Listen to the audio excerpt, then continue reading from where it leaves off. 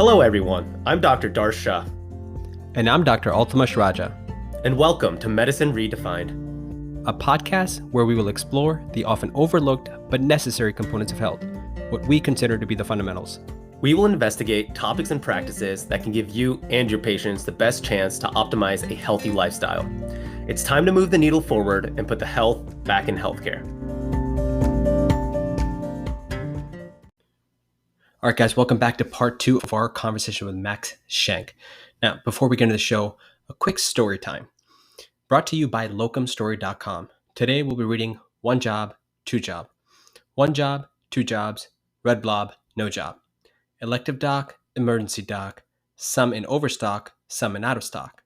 This doc is too abused, this doc is underused.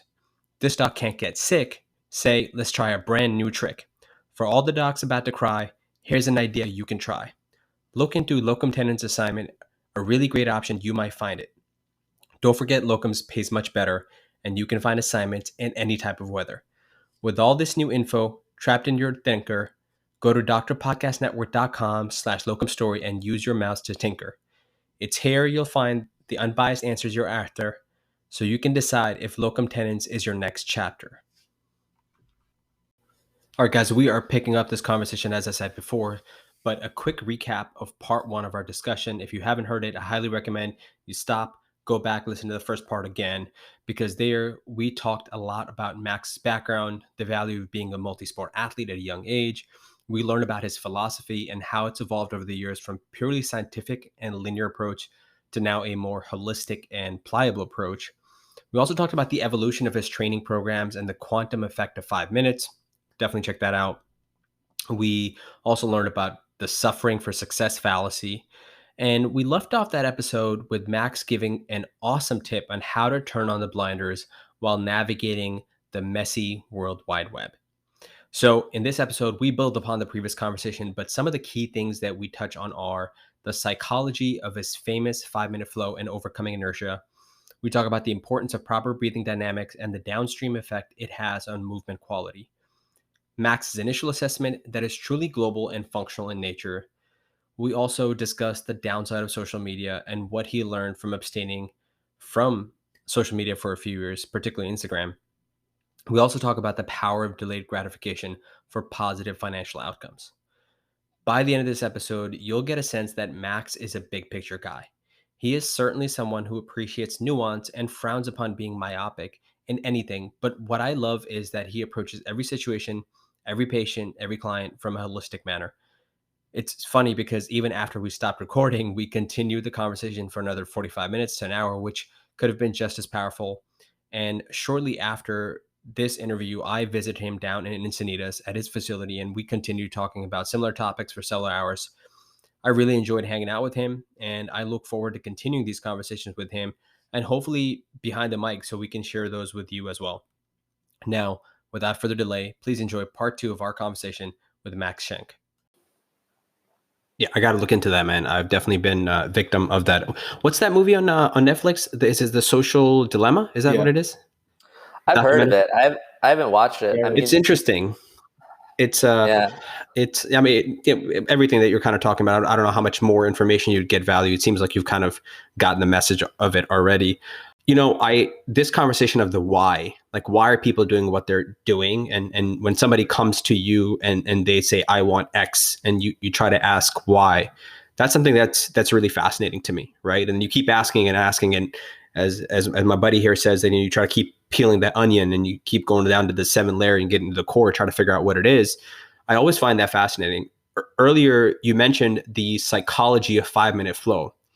What did you mean by that? Like, what did that teach you? And like, what did you learn from that program? And what kind of feedback have you gotten that gave you a lot of information that you were able to add that psychological piece and build into your new program? Okay. So 5-minute flow was a response to the fact that people weren't doing any mobility training at all. They weren't allowing themselves the freedom to express themselves with movement. They thought that it had to be a big, long thing. They had lots of aches and pains that they weren't addressing. And the most shocking thing is how many people send me a message along the lines of, for years I thought I just had bad knees and a bad back, but apparently all I had was a mobility problem. And, you do a couple knee circles, you do a couple of lumbar circles, and you work within your capacity, and you do it in the morning, preferably, so that every step you take is different. I mean, I'm sure you guys probably use a gait assessment. That's my favorite way. I'll do range of motion, but basically, I don't know what's going to work for somebody. Everybody's a unique, beautiful snowflake with a different history. I don't know how the conversation is going to go. I don't know if they're going to respond well to split squats. Maybe balancing on a beam will really wake their feet up, or maybe they will just get so terrified that they'll freeze. But I do a gait assessment after pretty much everything in the first session. We do a little move. Okay, go take a walk. Is better, is it work? Something that they can feel the difference with is also really good, like a toe touch or a shoulder mobility type of thing. So if you do 5 minutes in the morning, every single step you take is going to be like installing what you just downloaded with your 5-minute flow. So if you do a 5-minute flow right after you wake up and you drink a big cup of water, you're going to be walking differently. You're going to feel different. And it's going to be that first domino. I mean, I think of every day as like a probability tree where, from the moment you wake up, you can, very simplified, of course, you can either do this or you can do this. Like you can do a decision that's kind of good for you. You can do a decision that's kind of bad for you. And from there, throughout the whole day, you're going to make all these different decisions and take all these different steps. You're going to walk around. And nothing is really neutral. It's either going to be somewhat good for you or somewhat bad for you. And if you start off on the right foot by doing some movement, it's going to make a huge difference for you. So that's what I mean by the quantum effect of doing some rolling and mobility and some basic strength training. And part of the other thing is momentum. So people are afraid to do a 15-minute flow, but they're not afraid to do a 5-minute flow. However, once they have started, they'll probably go to 15 minutes anyway. So I don't make the rules. I just try to follow what actually happens. So the benefit of getting started is so huge, but the inertia is quite great. So that's kind of what I mean. It's way better if you do it every day versus sometimes. And if you make it small like that, it's way easier to overcome that inertia. And I think that's the key word, right? The inertia part of it. I mean, I'm one of those individuals, as you can imagine, highly analytical, highly type A, as many folks in this profession are, and sometimes just kind of getting in my own head. And so what I loved about that program was there's really no rules. And sometimes for me, I would just go into what feels good, right? Go into your little thoracic bridge that you've written about, go into like kind of downward dog, into a cobra. And then afterwards I found like, you know what? Kind of feel good. Maybe I'll drop down and give quick 30 push-ups, or maybe I'll do pull-ups or whatever, and anybody who will do that, find that, it's really just getting over, or sometimes, you get the blood flowing to different places and now you're like, oh, maybe now I will go for a walk. The aches and pains that you started at the onset of this conversation, that's one of the reasons I diverted, right? I was kind of, in a similar position, or at least in the strength and conditioning world, performance world. And I saw all these individuals on the front lines who were just like, man, this hurts today. This hurts. Rarely was somebody who didn't have some type of dysfunction, right? Or maybe even borderline pathology.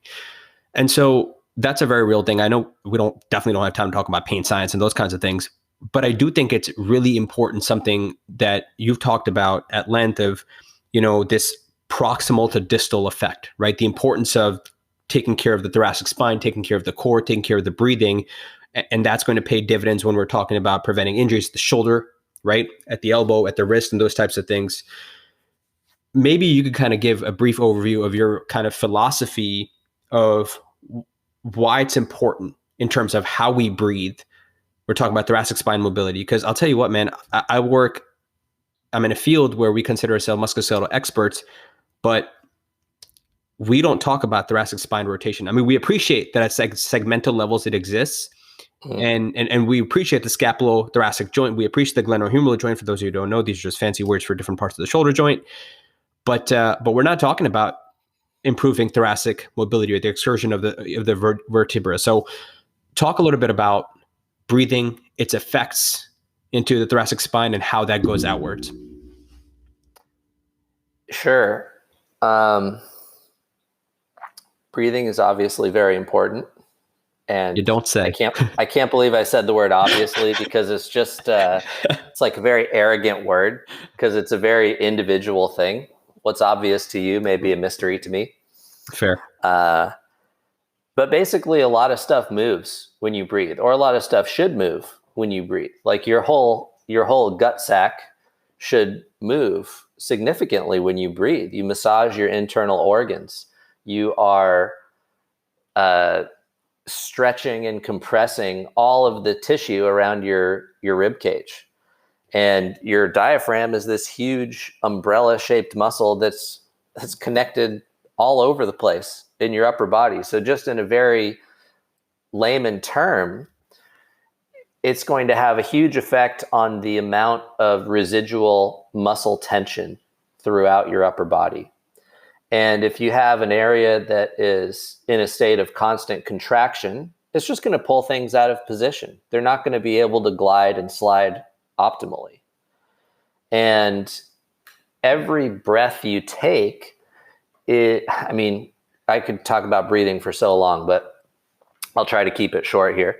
Basically, your shoulders will be doing 1 trillion ugly or 20,000 ugly shrugs every day.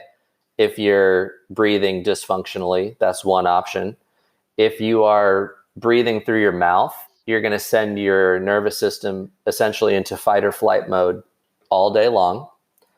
And if you aren't accepting your gut bag into your pelvis and letting your pelvic floor relax and kind of passing your guts back and forth through that breathing, you're not going to have very mobile hips or pliable tissue around your pelvis. So, I mean, it just wreaks havoc everywhere, from your nervous system to your shoulders and hips. And the body is really good at compensating for things. Like if you see someone limping around, you got to go, wow, that's amazing. Like that person can still walk. Something's really messed up there, but that person can still walk. The body will find a way to do things. But I think part of the reason that most rehab is so bad is because of measurement myopia. So we get so hyper-focused on what we can easily measure. So we go, oh, the glenohumeral joint has 45 degrees of external rotation. And that's like something that's so easy to measure. And there's even a law for it called Goodhart's law that says when a measurement becomes a target, it's no longer a good measurement.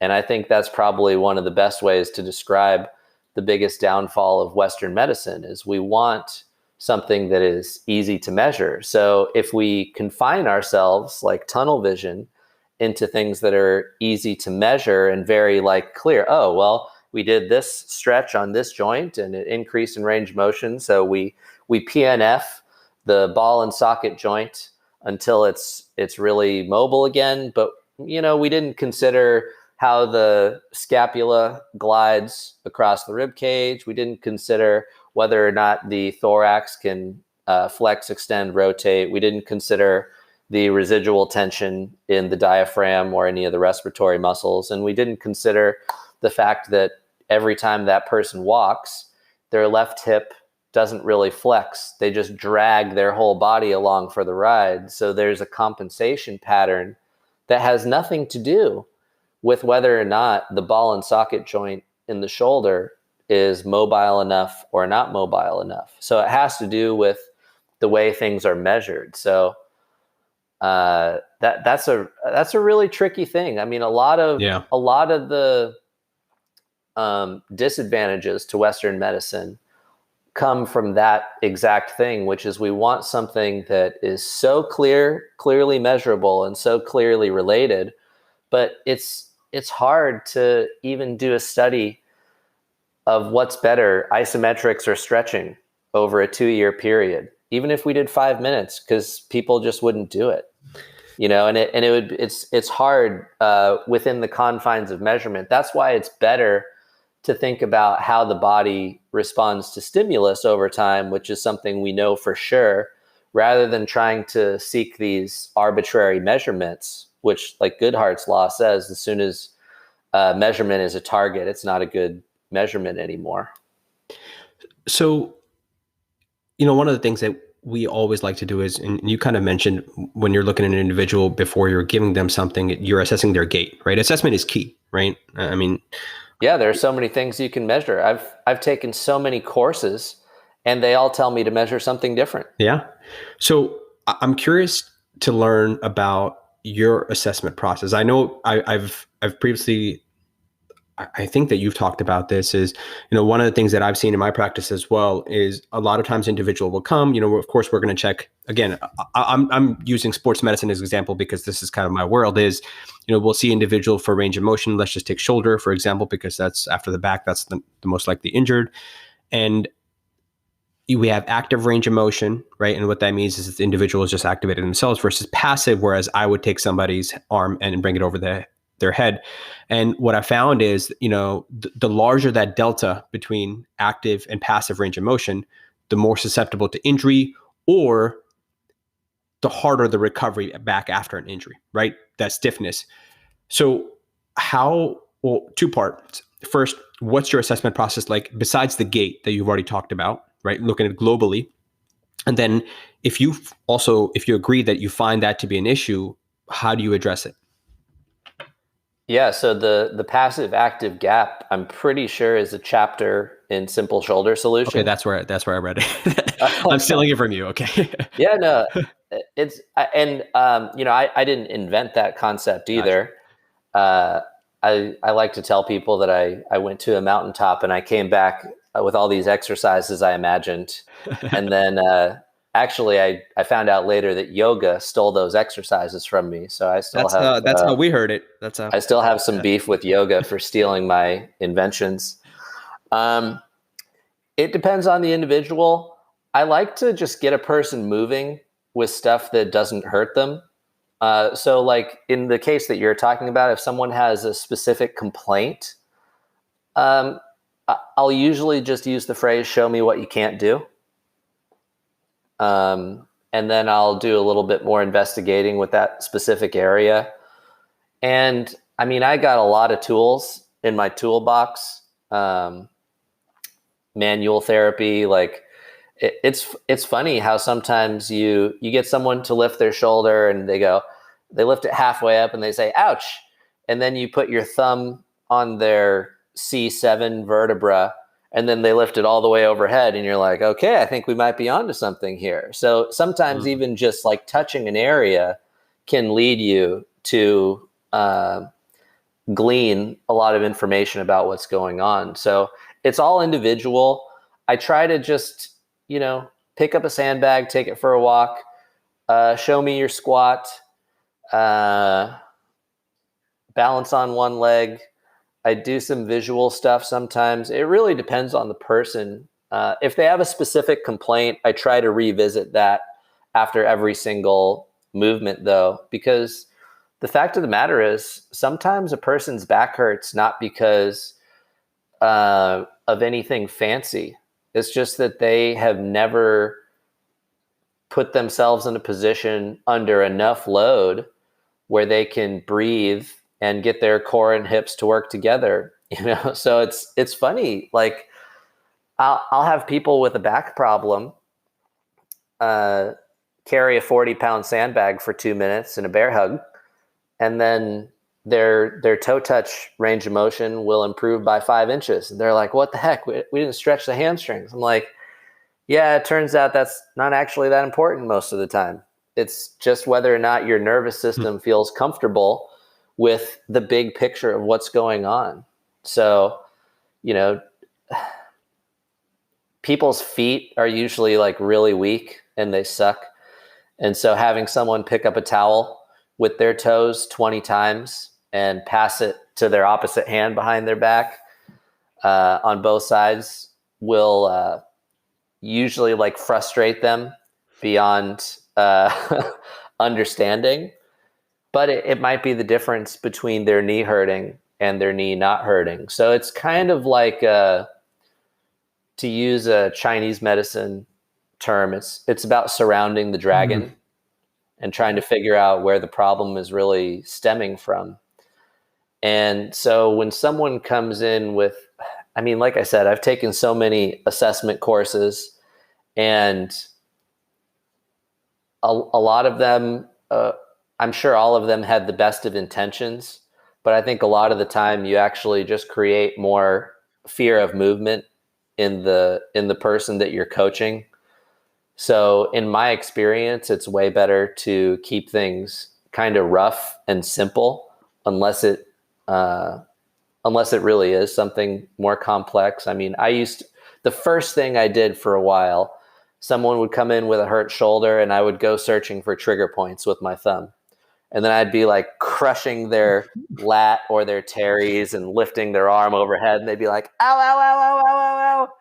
And of course it would get a lot better, maybe because they were just glad that I finally stopped hurting them, or maybe because I actually released something. But it's kind of like when all you have is a hammer, everything looks like a nail. So now I try to do as much as possible without touching the person. And I think about Occam's razor, which is the simplest answer is usually the best. And then I kind of spread out from there. But I would say one of the biggest differences is the conversation I have with them before we get started with that, because I really want to understand their mentality around the way they currently feel.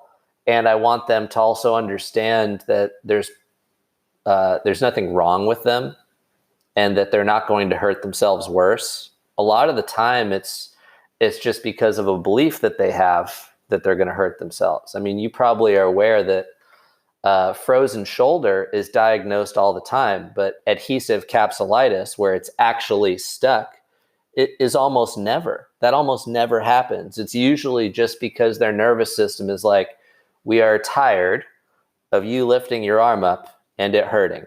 So we're going to take away your shoulder privileges until you assuage our concerns about you damaging yourself.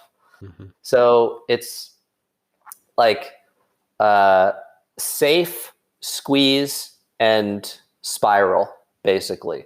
So take the area of concern, put it in a position that's safe, usually put them on the ground or something like that. Get them into a position where they can squeeze isometrically, and then start working the spiral. You know, our whole body is put together in this really amazing way. You know, we have sticks and muscles that spiral around those sticks, so we can kind of coil and uncoil things. And you look at any sport and it's a coiling and uncoiling, uppercut, shot put, tennis shot.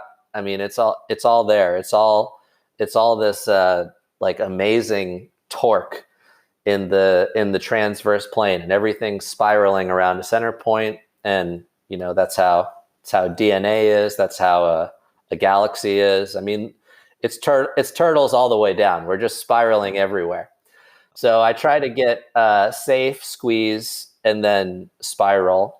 And you know, there's plenty else that we can do with the breathing and the vision. And I mean, I could literally go on all day about the different things that could be making someone feel pain. And maybe we'll save that for part 2, and we'll just delve into pain, because I think that's got to be one of the most interesting things, especially when you start talking about phantom limb pain, where there's pain in a limb that's no longer attached to the body. So go figure that one. We see a lot of that. I don't know if you know me, but amputees and prosthetics, orthotics, I mean, that's kind of, we take care of a lot of that in our field.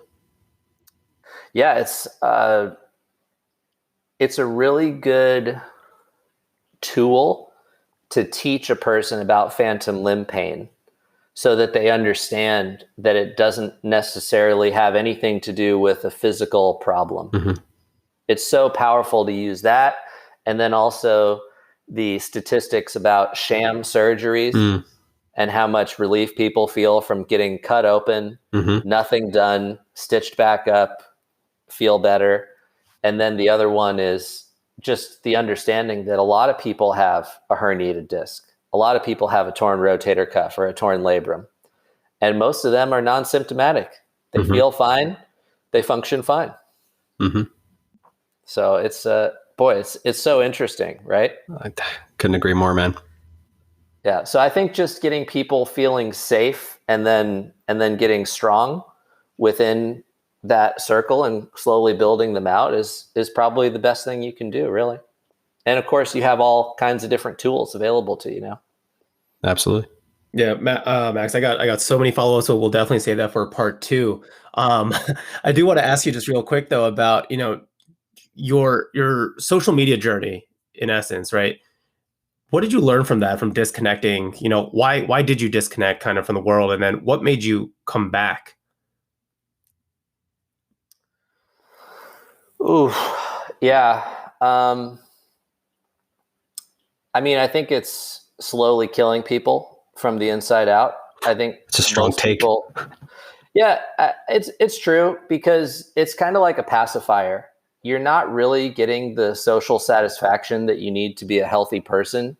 So it's like tricking you into thinking that you're getting some socialization, but all you're doing is you're looking at a snapshot of the best people have to offer and then feeling bad about yourself. I mean, maybe you see it as inspirational, but I know a lot of people don't use it that way. So what I realized with myself is I was like, what am I doing? I'm just like posting my highlight reel and showing people how alpha I am. But I'm not really, with the exception of doing a few product launches a year, which I work really hard on, and I think would help anybody to invest in a program and follow it through. Yeah, that was the reason. I felt like I was too concerned with how people responded to what I did. And it was hard for me to use it responsibly, honestly. Yeah. Like it was so easy. 45 minutes just goes like that. And so most of the time I leave my cell phone in the drawer on airplane mode, and I probably get a little bit less done because of it. But once again, I don't think being busy is a virtue. I don't think suffering is a virtue. And I think if you're constantly responding to your phone buzzing, you're probably going to be living in a state of constant semi-anxiety. So I think that I really feel sorry for what it has done to people psychologically.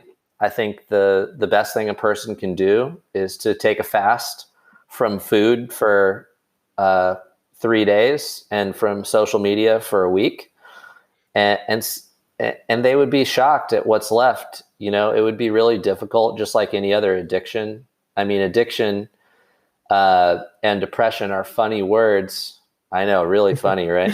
Yeah, they're funny. They're funny words because there's no clear-cut accepted definition for them. Like I've looked through all kinds of they've like got studies on PubMed about trying to come up with a common definition of addiction and depression. But of course there isn't. It's just our way to interpret what's happening in another person's body. But if you don't express yourself, you will feel depressed on some level.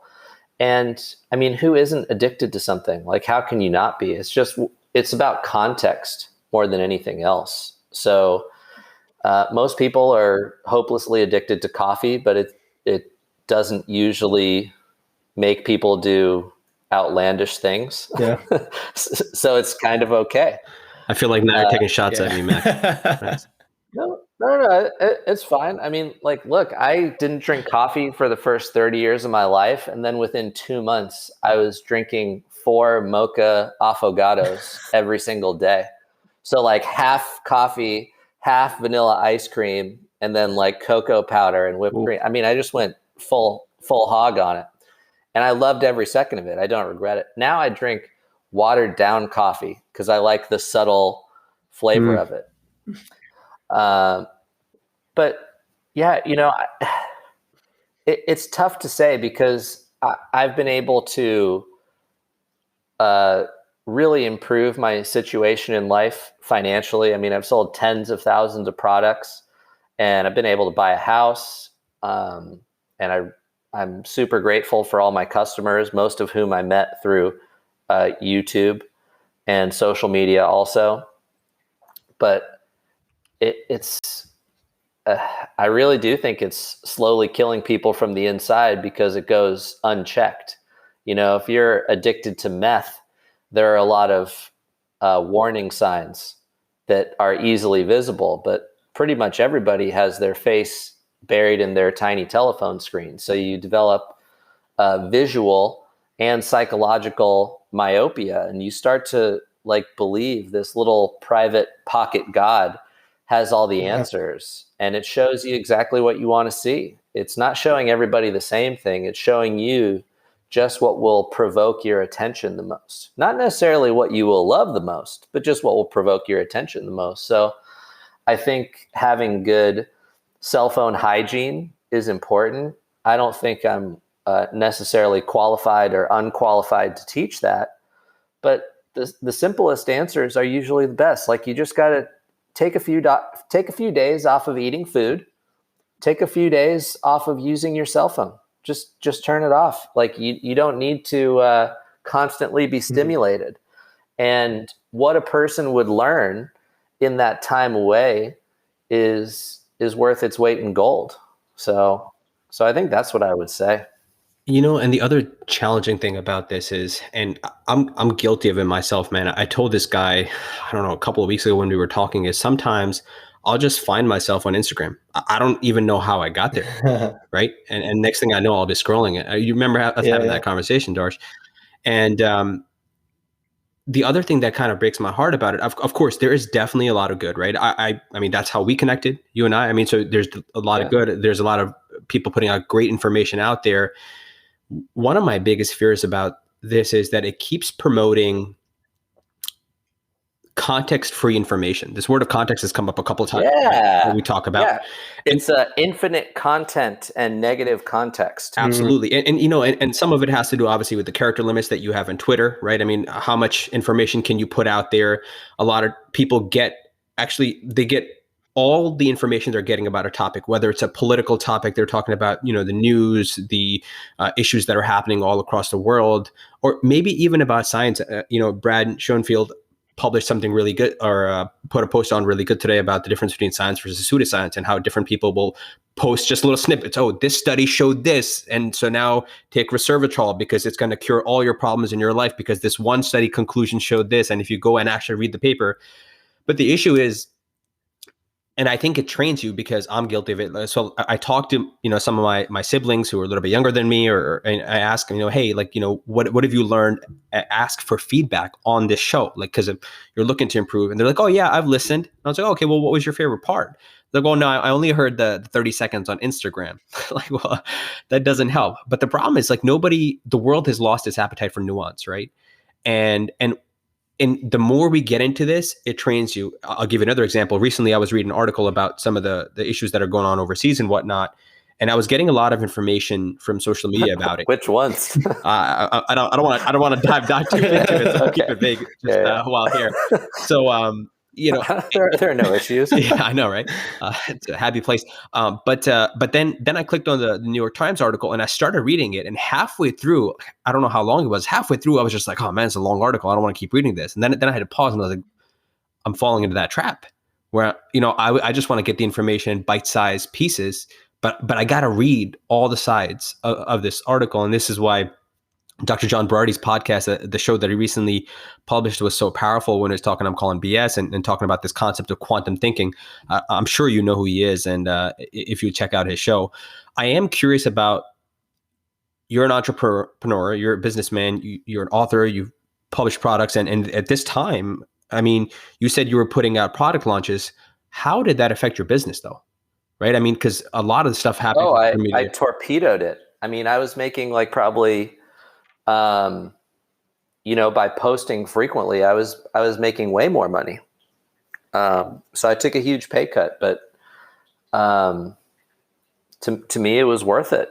If you decide how you want your life to go, you can make it that way. People are often very afraid to do things differently. And I'll give two examples. One is Jeff Walker and one is Gary Vaynerchuk. And look, I guess credit to Gary V for hustling and telling people how he's hustling and telling other people to hustle some more. But that's just not my style, man. Like, I don't want that. I don't want that guy's life. That seems miserable. He's like always on. Jeff Walker, on the other hand, who did a product called Product Launch Formula, he does like 2 product launches a year. He has like a lead into it, a pre-launch, a launch, and then a post-launch. And, you get to decide really like how you want to set up your life. And it might be scary, but it's probably worth it. Again, and this is one of the reasons that I started, and I really appreciate you kind of having this perspective, right? And I know you mentioned that some of it goes back to just having accumulating these experiences throughout your life and trying some things. One of the things that, people don't appreciate is that the fitness industry and being a personal trainer or strength and conditioning, a performance coach, it's challenging, especially nowadays with like this whole online training and the barrier to entry is basically nothing. Anybody can jump in. And I remember just to give an example is, sometimes people will, like, if you're training, you might have a session at 5 a.m. and then you got to run home. Your next session might not be till 9 a.m. Then you go home, your next session is like 2, and then you're working maybe 3 to 7. And so your whole day, right? You can't plan for anything. Sometimes there's no structure because you're all over the place. You, at a young age, were able to dial all these things and been very successful. I mean, what are you now? Like 33? That's exactly right. Do I look exactly 33? No. I don't think I have a Wikipedia page. No. So I just, it's creepy. It's a good guess. Yeah. No, I remember you mentioning you were like 30 something in a different podcast at one point. So, but anyway, research. Yeah. Well, we do like to read a little bit. But anyway, so you've been pretty successful at an early standpoint. And I remember you talking about, getting your finances in order. I think for maybe the few trainers or people who are going to the fitness industry who are kind of listening to this, who are trying to figure out is how do you make it? What advice would you have for them? Deferred gratification. People try to make it really complicated, and usually people introduce what I call simplexity so they can sell you their solution.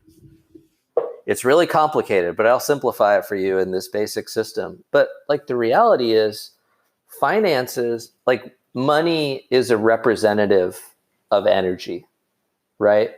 At least the way we use it. It's just a tool to make trading easy. So I think one of the biggest mistakes people make is they spend money on luxuries long before they have invested into their cash flow, into their long-term growth, or into their nest egg. I think that's probably the number one thing that people do because things aren't going to make them happy. I found it very easy to live very cheap as I was getting things going. I mean, I was saving 85% of my money. Like, I was spending almost nothing. And the reality is most people just aren't willing to do that for a long period of time because they haven't matured to the point where they can defer that gratification for something bigger later.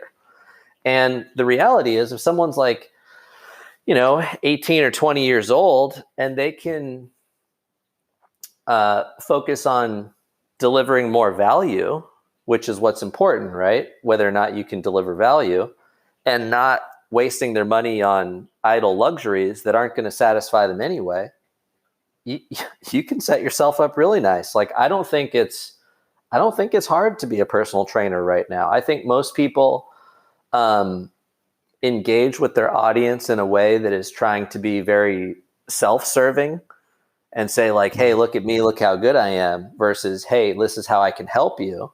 So I think that's a mistake that is made a lot. But I think if you're willing to defer gratification and forego some of the luxuries that people seem to think are necessities, it's really easy. When did you have that realization? Did you have a mentor or somebody early on who gave you that advice? I don't think I asked you. That's mentor for maybe financial advice, but also even for fitness, for life. Who are your mentors? It's funny. I think necessity mostly.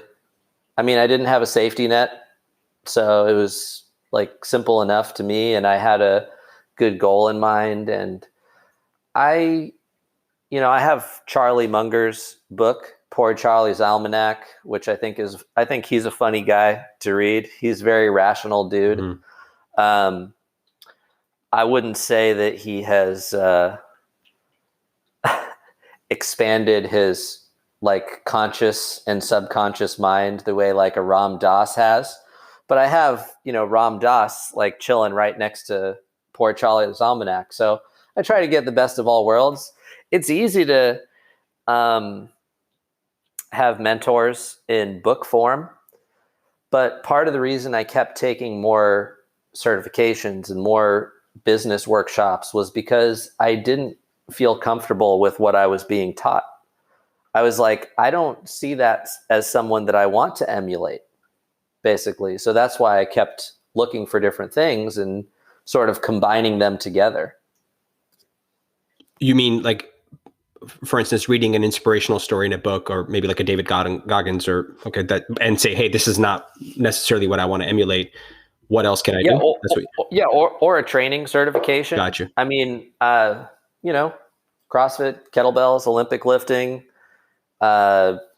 functional movement, Z Health, functional neurology, ART, gymnastics, all this different stuff. I mean, I used to be like so self-conscious. I had like 20 acronyms after my name on my business card. It was like all these different none of them said doctor, so I still had less credibility than you. But I just felt more authoritative once I had all of these and I had all these certificates that I framed. It was like totally stupid. But anyway, I still wasn't like, oh yeah, that's the system for me, I'm going to follow that. I would be like, oh, well, there's some good stuff in there. I mean, maybe Bruce Lee, the concept of absorb what is useful, discard what is useless, add what is essentially your own, which is funny because I think that quote was said like 100 years earlier by some German guy. Is that right? It might have been Goethe. Yeah. You'll find like if you search, most of the quotes online are misattributed. Like a huge majority, usually with like Lao Tzu and Hippocrates, they're like not too many guys before them, but sometimes it was like some unknown monk long before Isaac Newton said that stuff. Yeah. or Bruce Lee. But I think it's difficult because really you want to find someone who you would emulate, right? And we are mimics. Monkeys are really good at mimicking. So there are people that I like, but most of the time, I really don't want to like go all in because then I'm just inheriting their problems also. And I know myself that I change my mind a lot, so I try to be very zoomed out and try to see the big perspective and recognize that I am going to change my mind about things quite a lot. But everybody has a different idea of risk and reward. And in terms of how you live your life, that's probably the biggest factor, is how you evaluate risk and reward. And different things scare different people. Like I read Richard Branson's autobiography, and I was like immediately, that's not the way I'm going to do it. Yeah. Because he's like mortgaging his house and he's like selling his record company to buy airplane engines. I'm like, dude, you already won. Like, just chill out with this stuff. And so with stories like that, you have survivorship bias because he tells his story from the top of the pyramid, but a million other guys who made the same type of decisions he did are just on the street. So I like the Munger idea of get rich slow and don't risk, or why risk what you need for what you don't need. And it feels way better to have like a safety net than a Ferrari. And if you can have both, hey, kudos to you. But I don't know. Eventually, you just don't care about stuff. You only care about time, because that's the only resource that is non-replenishable. And that's kind of what ties back to the cell phone hygiene. I don't want to have something buzzing at me all day. I'm a fiercely independent guy, so I don't like taking orders. So I don't like taking orders from an inanimate object either. and to me, it's worth making a little less money and losing out on some opportunities, because my time is the most important thing. And I would rather have a relatively firm grip on my sanity at the expense of a little bit of short-term cash, so that I can really just be my most whole and complete self. And then I can give more to the people I care about. I respect that, man. Absolutely. No, I love it. I love the mindset. I love the perspective. Yeah, there's not much to add to that, man. Just, constant self-growth and constant reading. There's a lot of good books over here. Please share.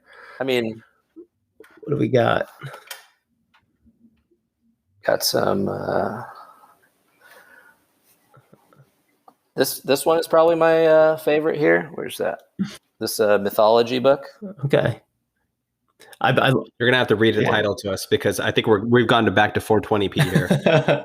Oh no, it literally is just a mythology book. It's like 500 pages, but it goes through like everywhere from Africa to China, Rome, Americas, all kinds of different stuff. And it's really interesting to see how many different myths tend to repeat themselves to a certain extent. So the way that we try to explain the world is kind of fun. Absolutely. So, yeah. It's all about what it does for you individually. Yeah. And I like to reread books, because you can never step in the same river twice, because you're not the same man. It's not the same river. And I mean, if we're being, I don't have a photographic or eidetic memory, and I read pretty slow, actually. But can we agree that you probably only retain like 5 or 10% of a book when you read it? Absolutely. Right. Absolutely. It's what Naval Ravikant says, right? It's like modern day philosopher. You get your top 100 books and you just reread those. Screw the 101, 102. You get the top 100, reread those. Right. You get something new every time. Love that. Yeah, you definitely get something new every time that you read it. And it affects you differently. Like I recently reread The Alchemist, which was awesome. It's so straightforward. I have it in English and Spanish, which is kind of fun. And then Travels by Michael Crichton. Okay. I haven't read that. He did Jurassic Park. He was a big time traveler guy and sold over 200 million books. Maybe it's more like 500 million now. I don't know. But you just pick up new things every time. Absolutely. And but like, just to play devil's advocate, which is what I always do. I try to look at both sides. You probably don't want to live your life with your nose in a book either. Right. Like you learn by doing and experiencing things. So, but then again, the man who doesn't read lives only one life, and the man who reads can live 1,000 lives. So you can almost prove anything. Words are funny that way. Absolutely. I love that. Awesome. Yeah. Well, hey, we're approaching, a couple hours here, and this has been fantastic. We definitely need a part 2, because I definitely got a lot more questions. I definitely need to pick your brain. Got a few more questions here, but before I get to those, I just want to thank you, Max, just acknowledge you for providing so much knowledge, and not only knowledge, but so much wisdom too, behind everything that you've done, from your life lessons to where you are now. It's just been incredible to talk to you and pick your brain. And, for me, only being a couple years younger than you too, I'm learning a lot here. So, thank you for that. But my next question here is what's next for you? What's next for Max, personal wise, also Ambition Athletics? Dinner, it's probably next. Love it. That's most of Yeah, my the life present. is just finding and consuming food. It doesn't make for a good story though, but that is what I'm doing most of the time. I'm working on a fitness invention that I made right now, actually, behind the scenes, which is getting pretty close to being done. Sweet. The gym just reopened up in Encinitas, which is in Southern California, which I'm stoked about. We have an amazing team, so I go in there a few days a week to take classes, and it's awesome. I love the energy in there.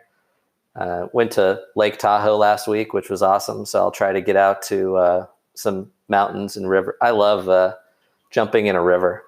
It's amazing, So Sweet. yeah, I would say that. I mean, I write all the time. That's probably the other thing I would kind of throw in there too. Is it's fine if you write something out and then you throw it away, or it just is part of your journal.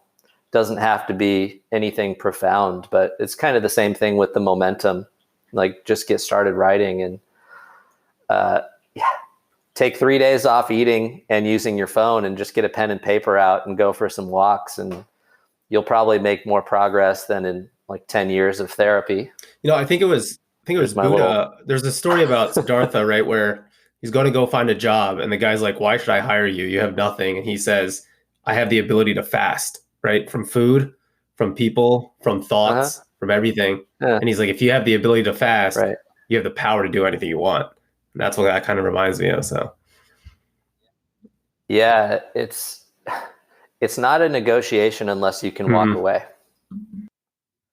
So if you are the one who needs, you don't have the power. And as that relates to my comment before about how I don't like taking orders, from other people, or at least I just don't, I don't want to, or I'm not good at it. It's the same thing. If you're a slave to food, or you're a slave to attention, you're not going to have that same level of power and control over yourself. And that's the only power and control a person can really have anyway. You could argue that I don't know, some people want to try to control their relationship or something weird like that or whatever. But no, it's all about controlling yourself, and getting a pen and paper out is a good way to organize your thoughts. And I use mind maps and stuff like that all the time to try to make sense of what's going on in the world. And, it's insane the way people think about things, but I just try to focus on what's in my control and what's out of my control. And, people do what they do. Awesome. Well, Max, we're coming up on 2 hours here. We want to be respectful of your time. I see you getting your mobility in, and I love that, man. Whenever I stand, I always start like wiggling around. No, that's awesome. That's awesome. On one leg. Sitting here, yeah. I've been stiff, and I don't want to keep you away from dinner, man. We definitely don't want you fasting on our accord. Do it when you want to, not because we're making you. So people will listen to this, and again, those who don't live under the rock, or those who do live under a rock, and actually, you're back on social, so they can connect you with social media. What's your handle? Yeah, I'm not there very often. I'm basically just going to be there to let them know about any new gifts I have for them. Gotcha. So what's the best way for people to find you? Max Shank, maxshank.com. Awesome. If you Google me, that's basically the only thing for the first couple pages, and then after that, it's drill bits. I love that. Simple Max Shank. Max Shank. Yep. Yeah. Thanks, guys. That was super fun. I really appreciate you guys having me on. It was excellent to talk with you guys. It's nice to have some big picture perspective in the medicine. Absolutely. And the pleasure's all ours, man. Really appreciate it. Josh, got one more last question for you, and you can keep it as brief as you want to. How do we put the health? I don't do that well. All right, you can do this. you got to do this in 3 sentences. There we go. We'll challenge you here. In 3 sentences, how do we put the health back in healthcare?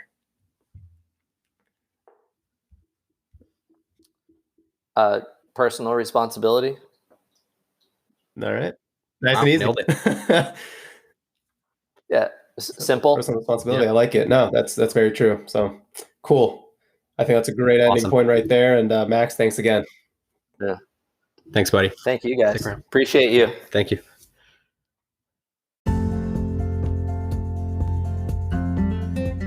All right, guys, thank you for tuning into that 2-part series with Max Shank. Hopefully that was enjoyable for you as much as it was for us.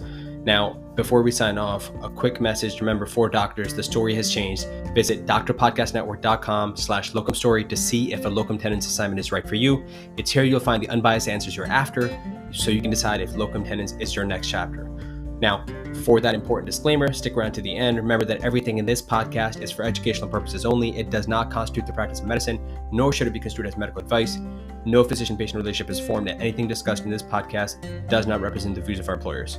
We recommend that you seek the guidance of your personal physician regarding any specific health-related issues.